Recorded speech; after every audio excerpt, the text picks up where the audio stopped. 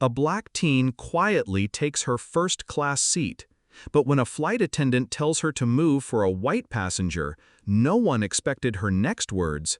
"Do you know who owns this airline?" She boarded the plane like any other passenger, calm, quiet, and minding her own business. But the moment a flight attendant told her to give up her seat for someone else, the air shifted. What no one on that plane realized was that the teenager they were trying to push aside didn't just belong in first class. She owned the entire airline. What happened next left the whole cabin speechless. The soft chime of the boarding announcement echoed through the terminal as passengers made their way down the jet bridge, clutching their carry-ons and juggling coffees. Among them was 17-year-old Zara Bennett. Young, poised, dressed in a crisp beige blazer and jeans, and wearing wireless headphones as she boarded the plane like any other passenger. Her skin was a deep, glowing brown, her expression calm but confident. Most wouldn't look twice, but they should have. She took her seat in first class, seat 2A, the one listed on her boarding pass, reclined a little, and began browsing through the in-flight entertainment. Nothing about her behavior stood out. She wasn't loud, demanding, or disruptive. She was simply existing. But somehow, that was enough to draw unwanted attention. Minutes later, just as the flight crew was closing the overhead bins, a middle-aged white woman boarded, flustered and frowning, holding a first-class ticket and looking around expectantly. She glanced at Zara, narrowed her eyes, and immediately turned to the nearest flight attendant. "There must be some mistake," she said. "I'm supposed to have that seat." The attendant walked over, looked at both boarding passes, and hesitated. Zara's boarding pass clearly showed 2A. There was no mistake. But then came the moment that would change everything. Instead of addressing the white passenger's confusion, the flight attendant turned to Zara and said, "Sweetheart, I think you're in the wrong seat. This area is reserved for first-class passengers. Maybe coach is back that way." Zara took off her headphones slowly.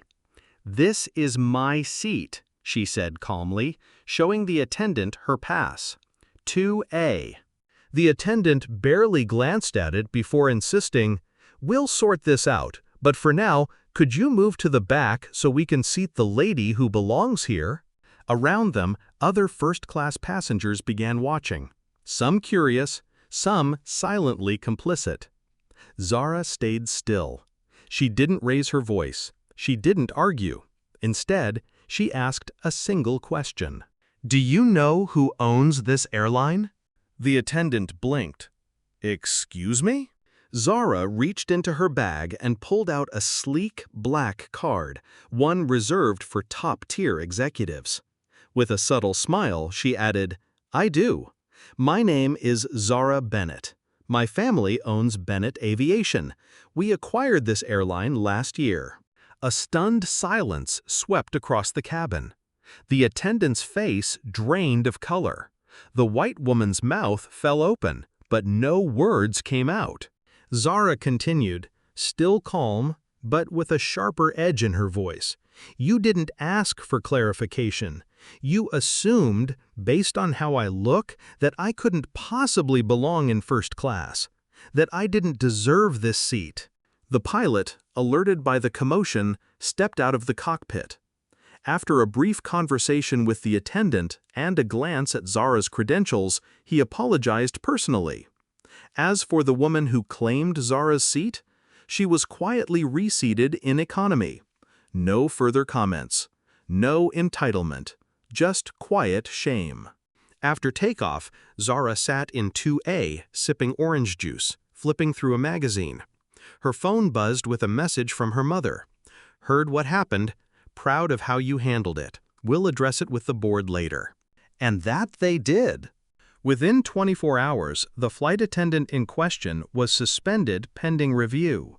A formal apology was issued to Zara, and a new internal training program was implemented across the airline, focused on implicit bias, customer dignity, and accountability. What began as a simple moment of discrimination became a powerful reminder: Never judge someone by their age, color, or appearance, because you never know who you're talking down to, or who's really in charge. And Zara? She kept flying, first class, of course, not just as a passenger, but as the future of the skies. In just a few minutes, a teenage girl went from being dismissed to revealing the power she carried all along. The flight attendant learned a hard lesson, and the airline made changes because of it. This wasn't just about a seat on a plane. It was about dignity, respect, and what happens when you underestimate the wrong person. Because sometimes the quietest person in the room is the one running the whole show.